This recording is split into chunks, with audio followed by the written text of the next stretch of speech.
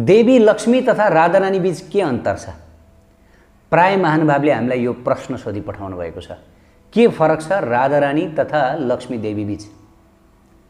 शास्त्रमा वर्णन गरिएको छ राधारानी पूर्ण शक्ति हुनुहुन्छ र श्रीकृष्ण पूर्ण शक्तिमान हुनुहुन्छ र लक्ष्मीजी पनि शक्ति हुनुहुन्छ र साथसाथै श्री नारायण पनि शक्तिमान हुनुहुन्छ।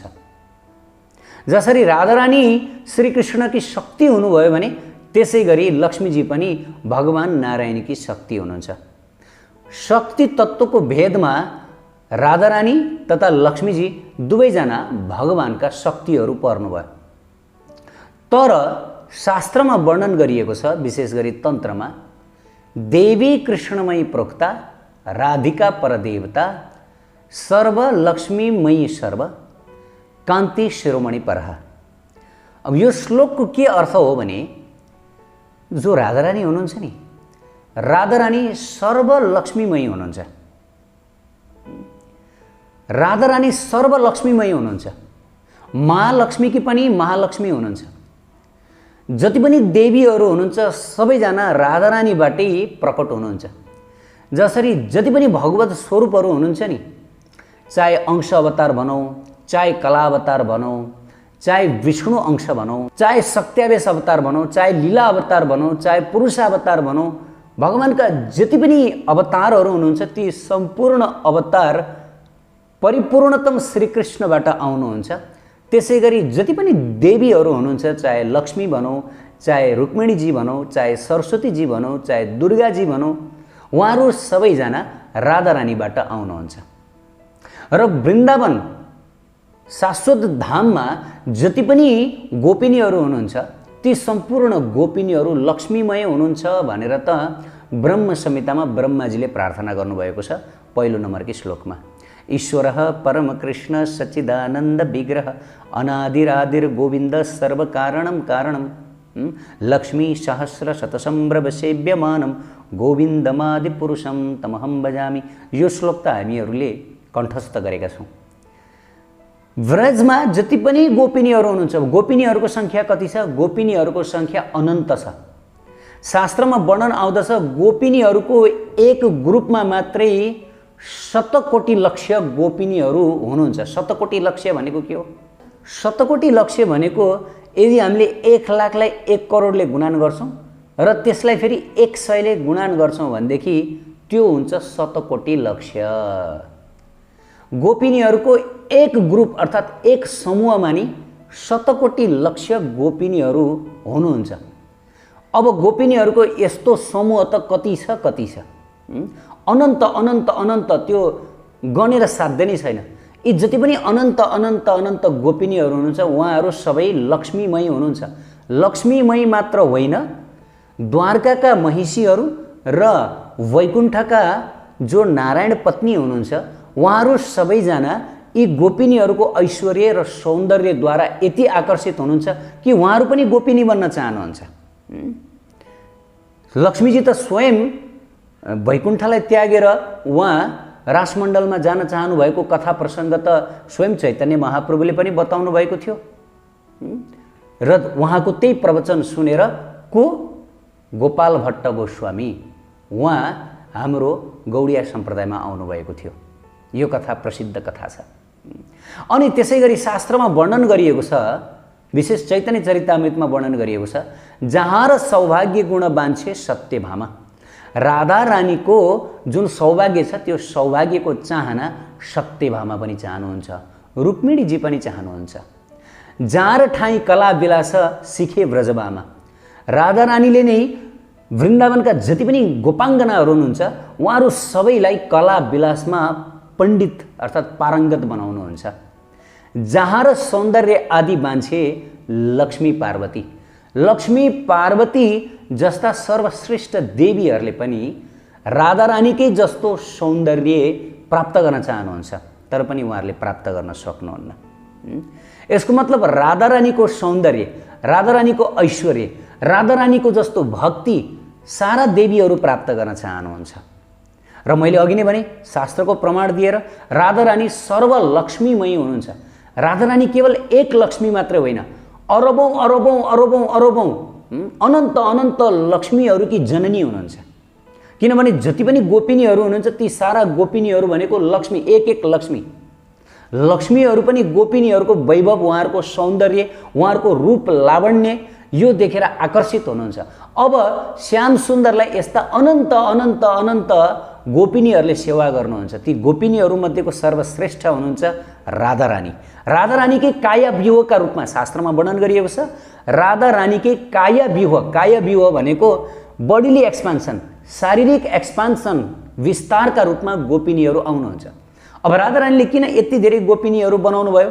किनभने परमपुरुष श्रीकृष्णमा सम्पूर्ण इच्छा पूर्ण हुन्छ।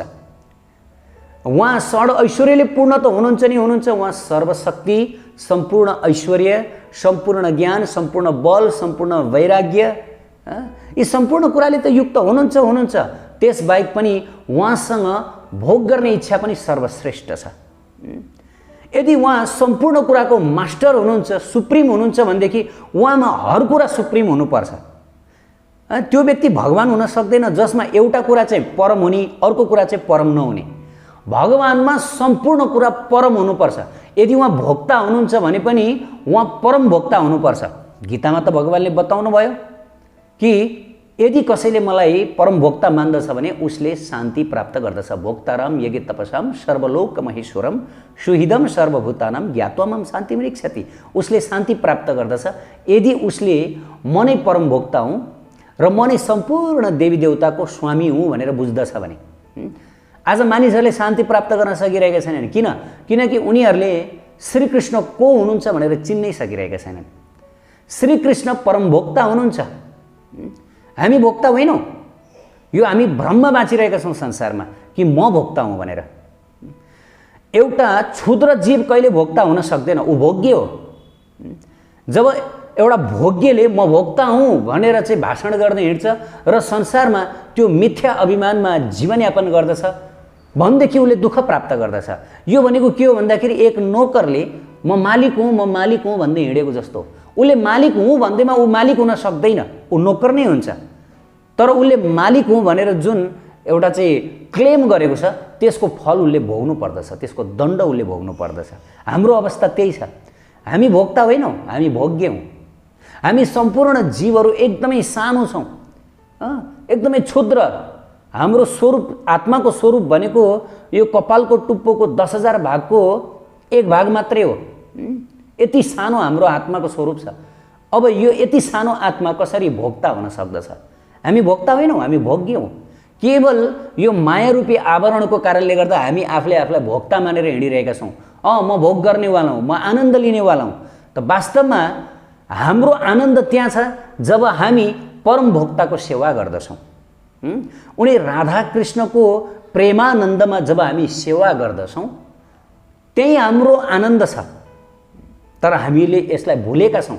जब हामी यो कुरा बताउँछौँ तब व्यक्तिहरू छक्क पर्छन्। हो र, राधाकृष्णको सेवा गरेर हामीलाई आनन्द हुन्छ? राधाकृष्णको प्रेम लीलामा सहायता गरेर यताको सामान यता राख्ने, यताको सामान यता राख्ने, कहिले पान दिने, कहिले सुपारी दिने, कहिले उहाँहरूको प्रेम लीलामा चाहिँ भनिन्छ नि निकुञ्जलाई सजाउने, यो काम गरेर हामीहरूलाई आनन्द प्राप्त? कस्तो अचम्म, यस्तो पनि होला भन्ने हामीलाई कन्फ्युज हुनु स्वाभाविक हो। तर सत्यता यही हो, हाम्रो आनन्द त्यसैमा छ। हामीहरूले यो माया रूपी शारीरिक जुन पर्दा छ, हामीहरूले यो माया रूपी हामीहरूले जुन मायाद्वारा प्रदत्त यन्त्र रूपी शरीर छ, यो यन्त्रको प्रभावमा परेको कारणले गर्दाखेरि नि हाम्रो आत्माको वास्तविक आनन्दलाई भुलेका छौँ। यो छोपिएको छ। जसरी आगोमाथि खरानी हुँदाखेरि त्यो खरानीले छेकिदिन्छ नि, ढाकिदिन्छ नि, त्यसै गरेर हाम्रो आत्माको वास्तविक मौलिक आनन्द त्यो यति बेला ढाकिएको अवस्थामा छ। तर जब कृष्ण भावनाको यो अभ्यासद्वारा, नाम सङ्कीर्तनद्वारा यो हाम्रो वास्तविक चेतना जागृत हुन्छ, त्यसपछि हामीहरूलाई थाहा हुन्छ ए म त यसको लागि पो रहेछु, मेरो आनन्द त यहाँ पो रहेछ, मेरो आनन्द यहाँ छैन भनेर हामी बुझ्दछौँ। त्यसकारणले गर्दा बृहस्पतिका जो शिष्य हुनुहुन्थ्यो उद्धवजी, श्रीमद् भागवतको 10.47.61 यो प्रसङ्ग आउँदछ। उद्धवजी देवगुरु बृहस्पतिका शिष्य हुनुहुन्थ्यो।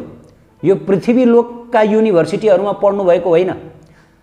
उहाँ इलाहाबाद युनिभर्सिटीमा पढ्नु भएको होइन, पृथ्वीलोकभित्रका ऋषिमुनिसँग उहाँले शिक्षा प्राप्त गर्नुभएको होइन, देवगुरु बृहस्पतिबाट उहाँले शिक्षा प्राप्त गर्नुभएको थियो र बृहस्पतिका अति नै प्यारा शिष्य मानिनुहुन्थ्यो उद्धवजी। हेभेन युनिभर्सिटीबाट पढेर आउनुभएको चान्चुन विद्वान हुनुहुन्न। त उद्धवजीले जब ब्रजमा गएर राधारानीको स्थिति, राधारानीको जुन शुद्ध प्रेम देख्नुभयो, त्यसपछि उहाँ त छक्क पर्नुभयो। वास्तवमा उद्धवजीलाई भगवानले वृन्दावनमा राधारानीको प्रेमको स्तर हेर्न पनि पठाउनु भएको थियो। उद्धवजीको मनमा लाग्यो, ओहो भगवान मैसँगै हुनुहुन्छ, भगवानले मलाई आफ्नो चरण दिनुहुन्छ, म भगवानको चरणमा लुटुपुटु गर्दछु, म भगवानको श्रेष्ठ भक्तमै पर्छु होला, म भगवानको एकदमै प्रेमी भक्त होला भन्ने उद्धवको मनमा यसो अलिकति घमण्ड त नभनौँ तर अलिकति आएको थियो। त भगवान उद्धवलाई यो शिक्षा दिन चाहनुहुन्थ्यो, राधारानीबाट यो शिक्षा प्राप्त गरून् उद्धवले, गोपिनीहरूबाट यो शिक्षा प्राप्त गरून् कि प्रेम भक्ति भने के हो भनेर। त त्यही उद्देश्यको लागि भनेर उद्धवजीलाई भगवानले वृन्दावनमा पठाउनु भयो आफ्नो प्रेमदूतका रूपमा प्रेमपत्र दिएर।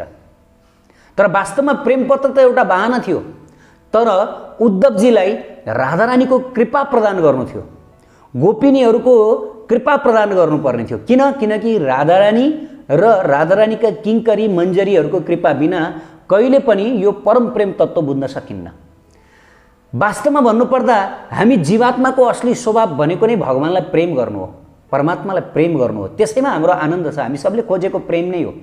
तर यो संसारमा जड प्रेम, जडतामा हामी प्रेम गरेर हाम्रो प्रेम गर्ने जुन भित्रको आकाङ्क्षा छ, हाम्रो तृष्णा छ, त्यो तृष्णा के भएको छ, त्यो तृष्णामा धोका भइरहेको छ, पूर्ण भइरहेको छैन। त्यसकारणले गर्दा भौतिक जगतमा जब पनि हामी प्रेम गर्दछौँ, हामीहरूले घृणा प्राप्त गर्दछौँ, हामीहरूलाई दुःखी हुनुपर्दछ संसारमा। यो हामीहरूले हरेकको जीवनमा देख्न सक्दछौँ, किनभने संसारमा प्रेम छैन। वास्तविक प्रेम त केवल राधा कृष्णको प्रेममय सेवामा छ। त अब उद्धवजीलाई भगवानले त्यो दिव्य प्रेम सिक्नको लागि भनेर पठाउनु भयो।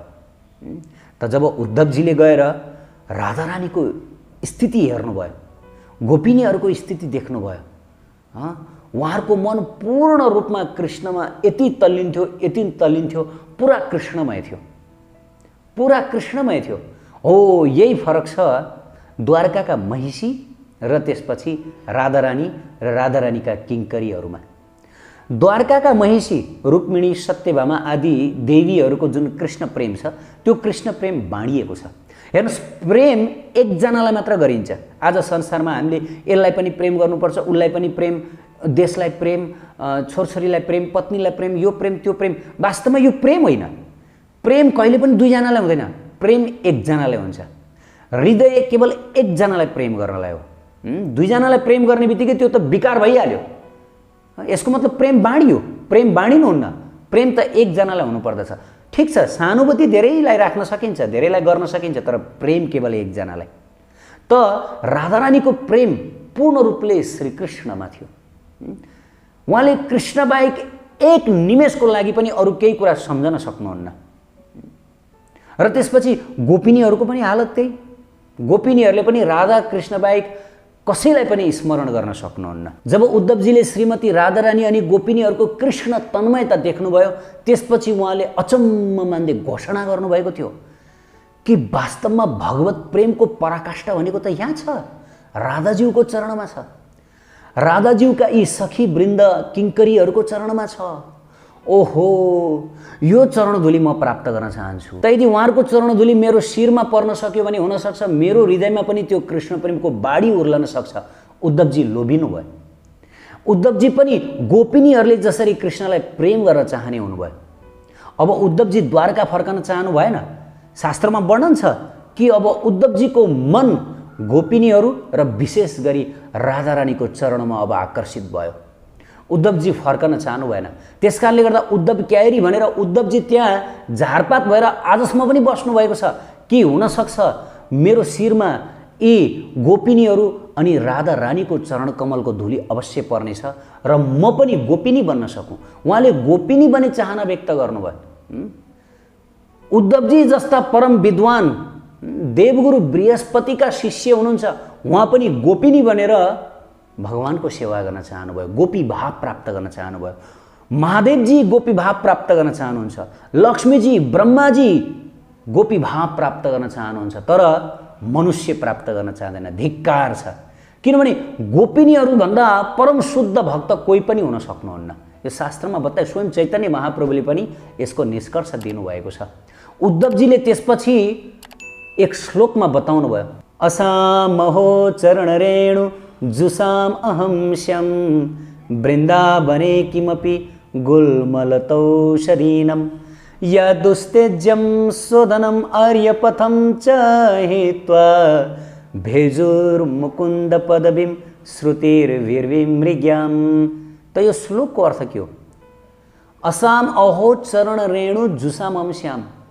मेरो यति इच्छा छ कि म राधारानी र उहाँकी दासी गोपिनीहरूको चरणधुली प्राप्त गर्न सकूँ। मेरो यति इच्छा छ र त्यसको लागि म वृन्दावनको गुल्म लतौषधी अर्थात् वृन्दावनको म झारपात भएर जन्मन चाहन्छु, लहरा लुरी भएर म उम्रन चाहन्छु, ताकि क्रीडा गर्ने क्रममा, हिडडुल गर्ने क्रममा उहाँहरूको चरणधुली मेरो शिरमा पर्न सक्छ।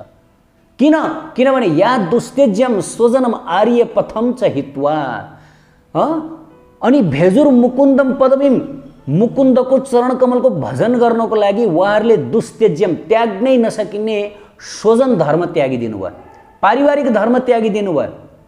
गोपिनीहरू पनि परिवारले युक्त थिए, गोपिनीहरूको पनि परिवार छ, गोपिनीहरूको पनि को छ?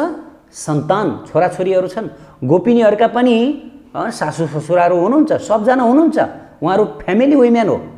तर पनि उद्धवजी बताउँदै हुनुहुन्छ, भेजुर मुकुन्दम, श्रीकृष्णको चरण कमलको भजन गर्नको लागि, श्रीकृष्णलाई प्रेम गर्नको लागि उहाँहरूले सब कुरा त्यागिदिनु भयो, जुन त्याग्नै नसकिने।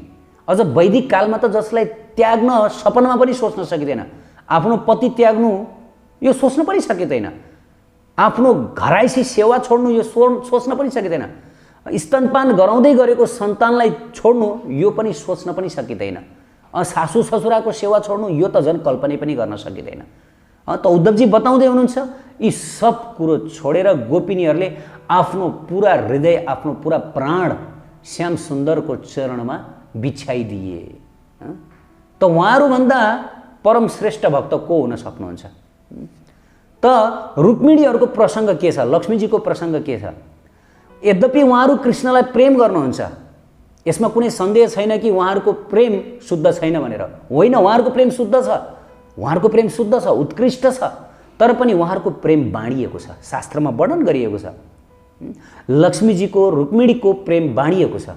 जस्तै हामी द्वारका लीलामा सुन्न सक्दछौँ, रुक्मिणीका अनेकौँ छोराछोरीहरू हुनुहुन्छ, भगवानका द्वारका महिषीहरूसँग करोडौँको सङ्ख्यामा छोराछोरीहरू हुनुहुन्छ, किनभने द्वारकामा भगवान गृहस्थका रूपमा रहनु भएको छ।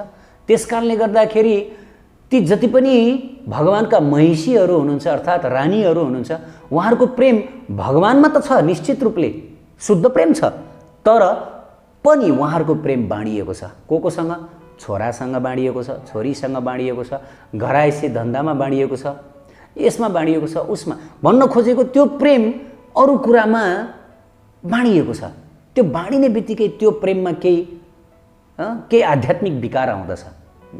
भौतिक विकार होइन, आध्यात्मिक विकार नै हो। तर गोपिनीहरू विशेष राधारानीको जस्तो शुद्ध प्रेम छैन। उहाँले त सब कुरो त्यागेर एकमात्र श्रीकृष्णको चरणाबिन्दको आश्रय लिनुभएको। या दुस्तेज्यम स्वजनम आर्य पथम, स्वजन धर्म पनि त्यागिदिनु भयो, आर्य धर्म पनि त्यागिदिनु भयो, सम्पूर्ण किसिमको धर्मलाई त्यागेर उहाँहरू एकमात्र कृष्ण धर्ममा लाग्नुभयो, प्रेम धर्ममा लाग्नुभयो, बस। त्यसकारणले यो प्रेम धर्मको पूजा सधैँ हुनेछ। उद्धवजी यही प्रेम मार्ग चाहनुहुन्छ। उद्धवजी पनि गोपिनी नै बन्न चाहनुहुन्छ, म पनि यस्तै गोपिनी नै बन्न चाहन्छु। तर गोपिनी बन्नको लागि गोपी प्रेममा निमग्न भक्तहरूकै कृपा चाहिन्छ, अर्थात् रसिक भक्तकै कृपा चाहिन्छ। त यति बुझौँ हामीले। उत्कृष्ट आध्यात्मिक जानकारीहरूका लागि नेपालकै पहिलो शुद्ध आध्यात्मिक च्यानल टिभी लजिकल कृष्णलाई सब्स्क्राइब गर्न नभुल्नुहोला र हरेक अपडेट्सका लागि यो बेल आइकन पनि दबाइदिनुहोला।